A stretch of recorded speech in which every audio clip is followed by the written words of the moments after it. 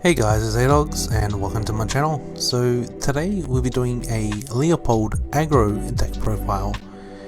So with that out of the way, we'll go straight into the grade 3s. So we'll start off with the star of the show, which is the School Hunter Leopald. So continuous on the Vanguard circle, if you have a grade 3 in Soul, this unit's auto abilities activate 2 times. And then auto on the Vanguard circle, when placed, the top card of your deck into the drop zone, perform one of the effects below depending on their card's type. So if it's a normal unit, you can look top 4 cards from the top of your deck, call up to 2 grade 2 or less cards from among the Vanguard circle and shuffle your deck. And then if it's a trigger unit, this unit gets plus 15k and a crit until the turn. So the main skill we want to prioritize is, if we can, is to try and mill a normal unit. The trigger unit is okay if we are going first, but majority of the time we want to get the normal unit milled. Next, we have the Magic Scientist Tester Fox. So it has 2 skills. The first skill is when it's placed on a Vanguard or Vanguard circle, you can counterblast 1 to put 2 cards from your drop on the bottom of your deck in any order. And this unit gets power plus 5 until the end of the turn. Then, if one of each normal unit and trigger unit is put for the cost, you can search your deck for up to 1 Illusion Scientist Research Fox, call it to Vanguard circle and shuffle your deck. And then next it has an active ability, which is on the Vanguard and Vanguard circle. Once per turn, you can Soul Blast 1, choose one of your Regards, and it gets plus 10k until the end of the turn. And at the end of the turn, retire that unit. And if retired, Illusion Scientist Research Fox and draw a card. And then with Tester Fox's counterpart, which is Research Fox, it has 2 skills as well. So it has an auto ability on an additional Vanguard circle. When your card is discarded from your deck, this unit gets power plus 5 until the end of the turn. And then its second skill is when this unit is tied from Vanguard circle by your card's ability, you can counterblast 1, search your deck for up to 1 card with the same card name as your Vanguard, reveal it, put it into your hand and shuffle your deck. So the reason why we want the Legion pair is that, first of all, Research Fox is a searchable barcode zebra. And what barcode zebra does is that when a card is milled, it can be on any Vanguard circle, it gets plus 5k power. So obviously the downside of Research Fox is that it has to be on an additional Vanguard circle. But it is fine because of its second ability, being able to allow you to search for your Vanguard and add it to your hand. It does cause a counterblast, but in saying that though, if your Vanguard is a Leopald, being able to have a Leopald so you can get Leopold skill twice on the next ride, I think is quite an available asset to have in the deck.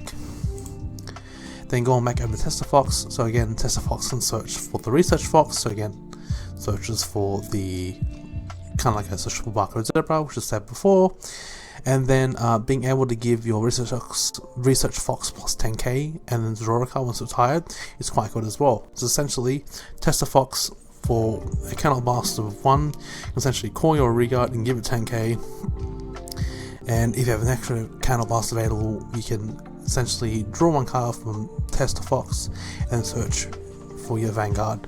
So I think overall it's a very solid combo to have in the deck.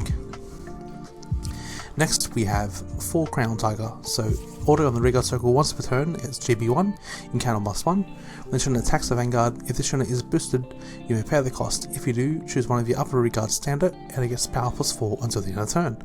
Now at the end of the turn, you can draw a card and retire that unit. So the reason why Crown Tigers in this deck is it is a form of restander to restand Regards big this deck. Because the main idea behind Leopald aggro is to mill as many cards as possible to try and reach that overtrigger and try and get the overtrigger in your hand so you can stack it on the bottom of the deck with Tip Calm. I'll explain how that works later when we get into the strides. Next we have 4 Inheritance Maiden and Drainer. So when the unit is placed in Vanguard circle, you may discard 3 cards on top of your deck, and then actively on Vanguard circle, retire this unit, and until the end of the turn, the next time you would act a magic in order and play it, you may choose not to pay all that cost Soul Blast. So as I said, since this is a deck where we want to mill to get to the Overtrigger, we need cards that can help us mill.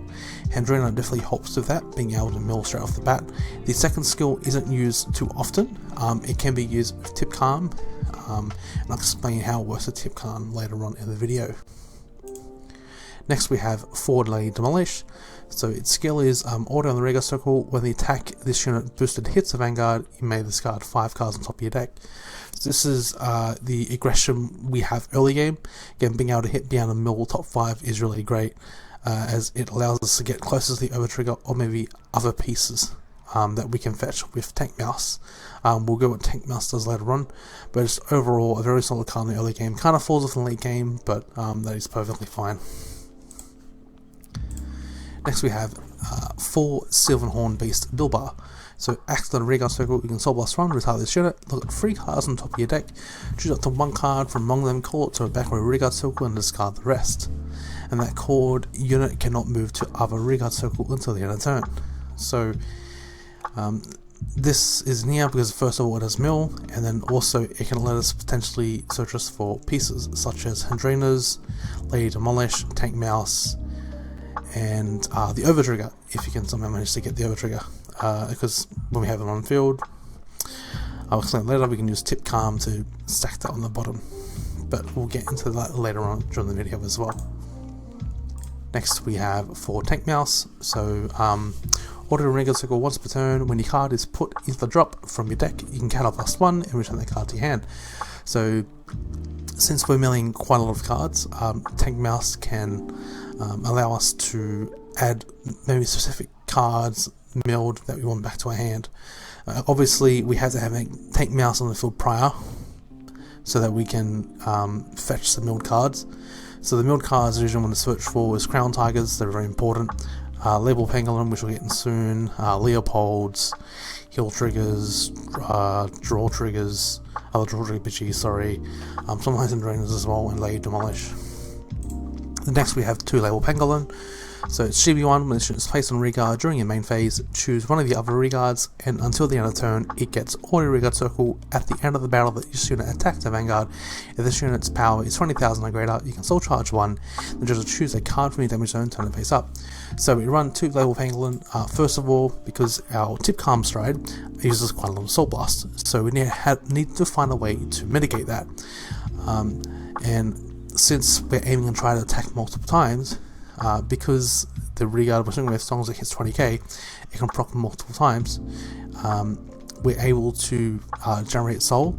And then with the counter charge, if we only have 1 counter blast, for example, because we might have been damage denied or been restricted with counter blast, if we're trying to use multiple Crown Tigers, we can do that, for the fact that since the rearguard we're hoping was swing for 20k, we refund a counter blast, so Crown Tiger can swing, restand that rearguard again, it swings again, we then get that counter charge again too, so we can do 1 more Crown Tiger. So that's why Leopald Pangolin's really good in this deck. Next we have the starter, which is a Beating Hyrax. He is a good little man, he has a dapper little hat, he has a book, and he's going on a big adventure. He is the best starter, the best free starter, 100%. And his skill is when trying to find draw a card, and if your opponent's Vanguard is great one or greater, you can put a quick shield ticket in your hand. Then next we have the 4 Hill Guards, which is self-explanatory. We have the 4 Draw PGs, which are also self-explanatory.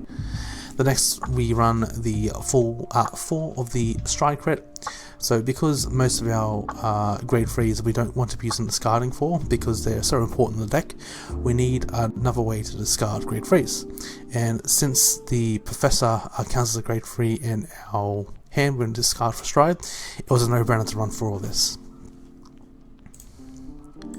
The next we run 3 Curious Pony. So as a GB1 skill, so when your Vanguard attacks, you can't do soul, draw a card, and one of your Vanguards gets plus 10k until the end of battle. So the soul does, being up on the soul does help a lot.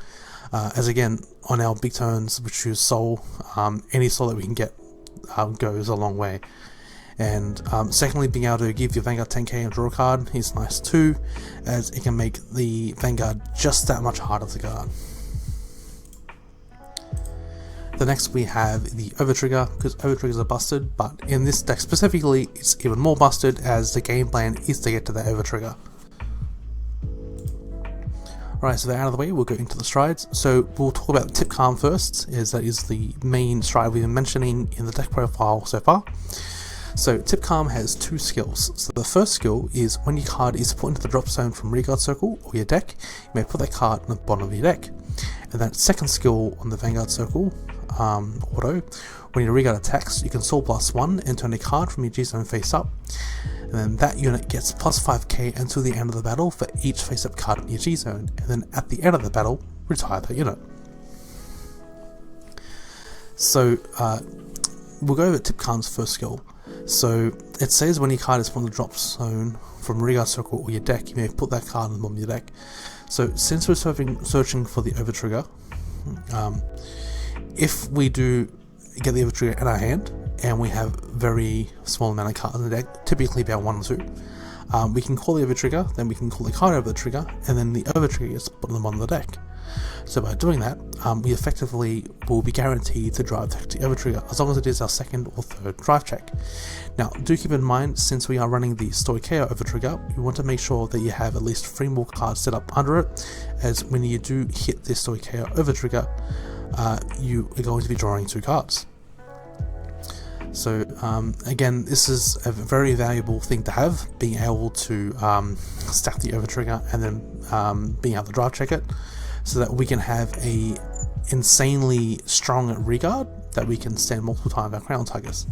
Now the second skill, which was when your Rearguard attacks, you can store +1 to the card from G-zone face up, and that unit gets plus 5k until the end of battle, which face up card in your G-zone. So because we will be attacking multiple times in this deck, Tip Khan will be flipping up multiple G-zone cards, and again, for each card face up in the G-zone, the Rearguard gets stronger and stronger. So in the scenario where the overtrigger thing isn't an option, we can still go on Tip Khan to flip a lot of G units face up, so we can go to cards such as Floral and Sahasha Vira much quicker, and make our Rearguards much stronger. So Below, for example, he's one of our finishers of the deck. It can be a finisher as well, just like Tip Khan. So he has an active ability in the Vanguard Circle. You can soul +1 and choose a face down card from your G-zone and turn it face up. Choose all the units in your front row until the turn they get plus 4k for each face up card in your G-zone. And then at the end of the turn, retire those Rearguards.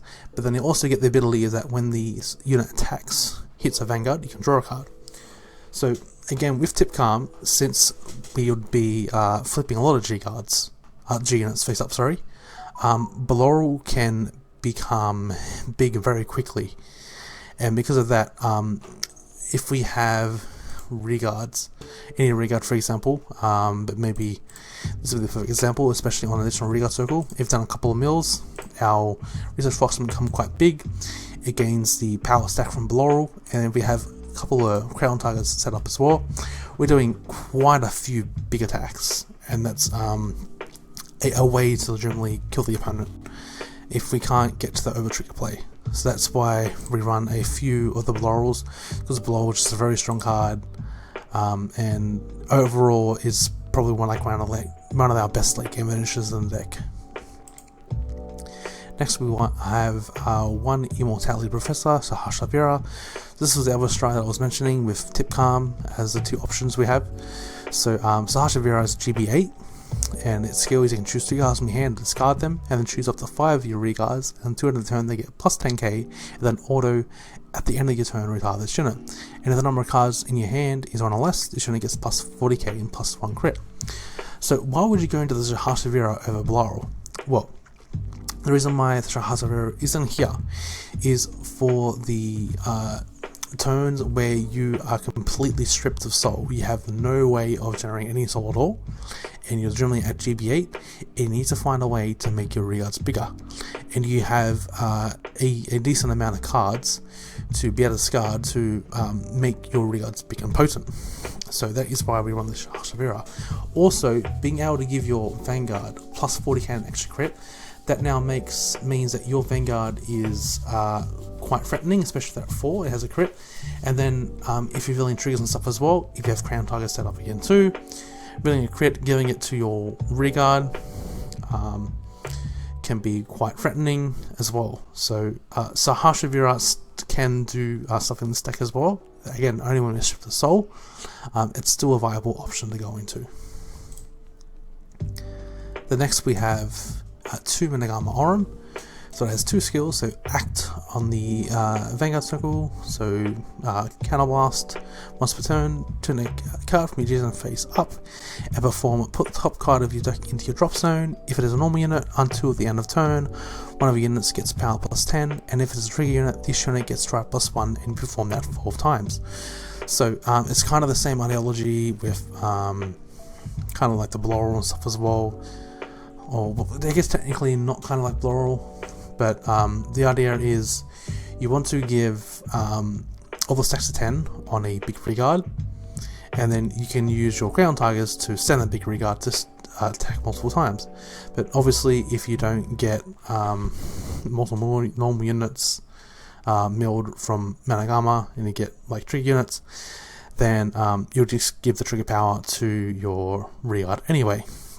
So the idea is you can have a threatening Vanguard, possibly, and then you can also have a threatening regard, provided you have some crown tigers as well. So that's why I used to run 2 Managama Aurum in here.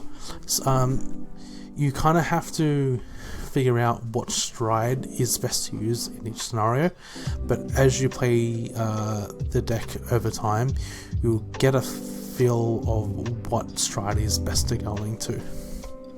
As again, you also have another first strike option, which is the Caladrius. So it's on in the Vanguard circle. When it's unit attacks and counter plus 1, choose one of your regards with 30,000 or greater power and standard, and it gets auto regard circle. When this unit attacks to the end of the battle, when your opponent will call cards from hand garden circle, they must call 3 more at the same time until the end of the turn. And then its other ability is once per turn, you can turn a card face up from your zone, choose all of your front regards, and get plus 10k until the end of the turn. At the end of the turn, retire those units. So running Caladrius again, can be a potential first ride as well. We can use that to set up multiple attacks again in combination with Crown Tigers too. But yeah, definitely I would use Caladrius if I do have a research box set up and I have multiple ways of milling, so I can make my research box very big and then put it under a guard restrict of Caladrius. But the reason why I wouldn't go into it all the time as well is that since at the turn those regards die, if you're pushing for that, you have to ask yourself, if you do this now, if you are able to get to the overtrigger next turn and do the overtrigger play, do you have Crown Tigers to do the overtrigger play to restand that regard to make opponent? Because if you don't, you have a unit with the power of the overtrigger, but it's only swinging once, so you just have to keep that in mind. Then lastly, for our stride, we have the Omniscience Dragon. So it's continuous circle in the Vanguard circle. This unit gets plus 4k for each of your regards, and then auto GB3, counter plus 1 and sword plus 1. This unit's put into your G zone from Vanguard circle. You may pay the cost. If you do, at the end of the turn, choose all of your regards, retire them, and for each unit chosen its effect, draw a card, and soul charge 1 and counter charge 1.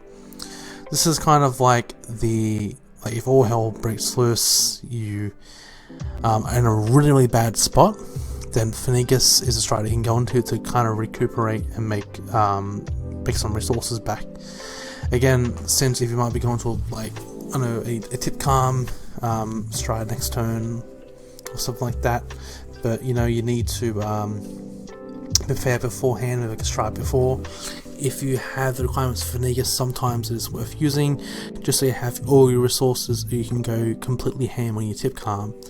And again, you can also use this as a kind of like a defensive option, again just trying to draw as many cards as possible, just so you can reach your tip calm turn 2.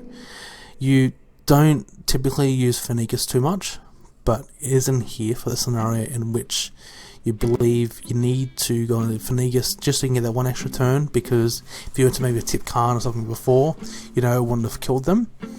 And by doing that, it wouldn't have killed them, you could have potentially just die after your turn. So that's why he's in there. Next, we have a couple of G-Guards. So the first one is the Omniscience Dragon Soshabat Avel. So when it's placed in the garden circle, you can counter plus 1, discard the top card of your deck, and perform one of the effects below depending on that card's type.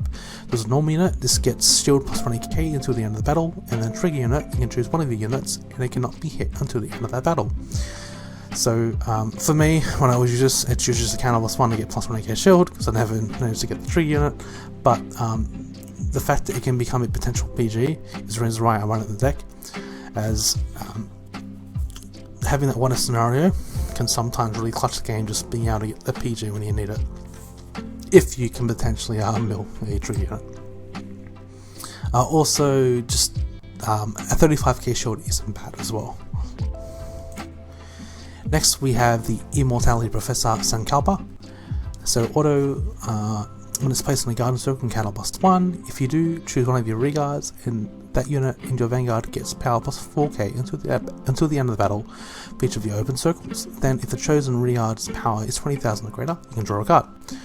So you just use this for when you need to draw maybe that extra card, your hand's not looking too good, and just kind of like a bigger G guard, because sometimes the powers in Sankalpa can become bigger than your other G guard.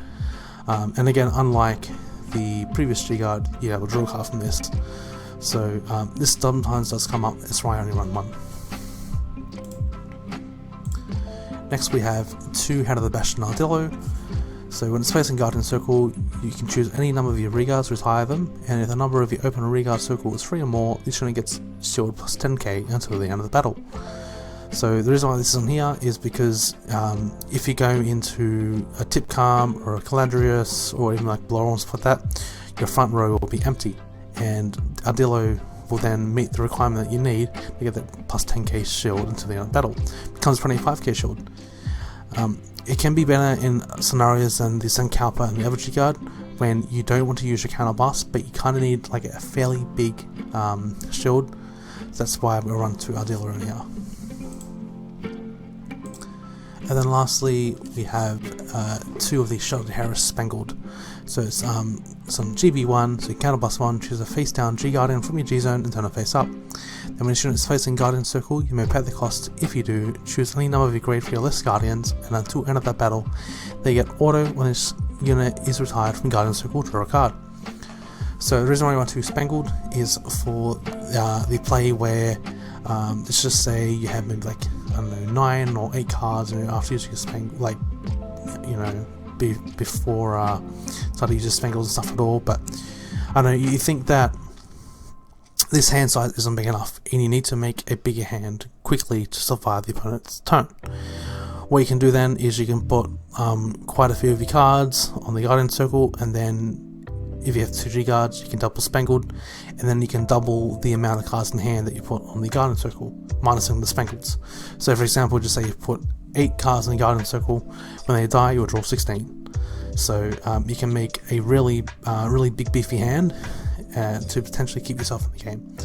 This is also good as well when you're trying to dig for the overtrigger defensively, because maybe you haven't hit it, reached it, during your turn, but you kind of like almost close there, you need to like try and get there, then the Spangle would help you in that scenario. So that is why I want to Spangled. And with that, that is the deck profile. I hope you guys did enjoy. If you did, please do leave a like down below, and while you're there, why not subscribe and hit that notification button so when I upload another video you will be notified. Alrighty, A-Dog is out. See ya.